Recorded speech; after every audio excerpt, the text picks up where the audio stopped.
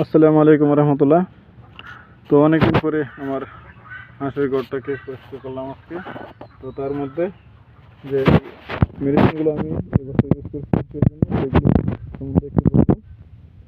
তো হয়তো এতগুলো মেডিসিন লাগতো না, হয়তো এক একজন এক এক মেডিসিন ইউজ করে। তো মেডিসিন মূলত কোম্পানি পরিভেদে আপনার নামটাও পরিবর্তন হয়, তবে গ্রুপটাই সেম থাকে সবগুলোর। তো এখানে যেটা আছে হেপাটোভেট লিভার টনিক, এটা মূলত কৃমিনাশক করার পরে বা পেটের কোনো সমস্যা দেখা দিলে সেই সময়টাকে ইউজ করলে ভালো ফলাফল পাওয়া যায়। আর ডিম পাড়া হাঁস মুরগির জন্য ভিটামিন হচ্ছে রেনাসোলিটি, এটা খুবই ভালো এবং ভালো কাজ করে। তার মধ্যে আরেকটা রয়েছে যে এখানে ইসেল, আরও আছে ক্যালপ্লেক্স।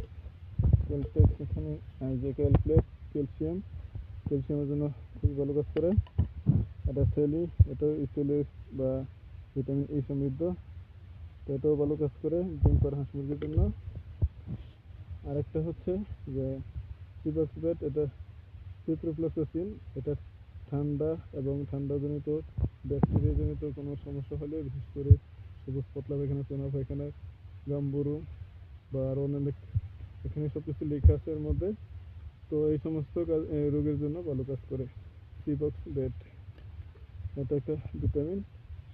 তো অনেক সময় আমরা নিজে জেনে শুনে ভালো ওষুধ কিনতে পারি না, তারপরে ফার্মাসিস্টরা যেটা সাজেস্ট করে সেটা নিয়ে আসি। তো এই একটা ভুল করে আমরা, যে ফার্মাসিস্টের উপর সম্পূর্ণ নির্ভর না করে, কখনো মাঝে মধ্যে আপনার উপজেলা প্রাণী সম্পদ যে ডাক্তারগুলো আছে তাদের সাথে যোগাযোগ করে মেডিসিন আনলে ভালো কাজ করে। আর হাঁস মুরগির খাদ্যের সাথে এই টক্সিন বাইন্ডারটা দিলে ভালো কাজ করে, খাদ্য হজম প্রক্রিয়াটা ভালো হয় এবং খাদ্যের যদি কোনো দূষিত ছত্রাক থাকে সেগুলোকে এটাতে ভালো কাজ করে। জাইমোভেট, এটা হজম শক্তির জন্য ভালো কাজ করে। এটা হচ্ছে রেনাকেলপ্রি, এটা ক্যালসিয়াম। তো এটা রেনামেসিন, রেনাটা কোম্পানির, রেনাটা কোম্পানির, এটা ভালো কাজ করে। আরেকটা হচ্ছে জিঙ্ক বি, যেটা এটা হচ্ছে জিঙ্ক প্লাস ভিটামিন বি, এটাও ডিম পাড়া হাঁস মুরগির জন্য পালক পরিবর্তন করার সময় দিলে এটা ভালো কাজ করে, পাশাপাশি পাতলা পায়খানার সময় ভালো কাজ হয়। এটাও লিভাবিট, এটা লিভার টনিক স্কোয়ারের, এটা গত সপ্তাহে আমি এনেছিলাম, যেহেতু ক্রিম ইউজ করেছি তারপরে এটা দিয়েছি।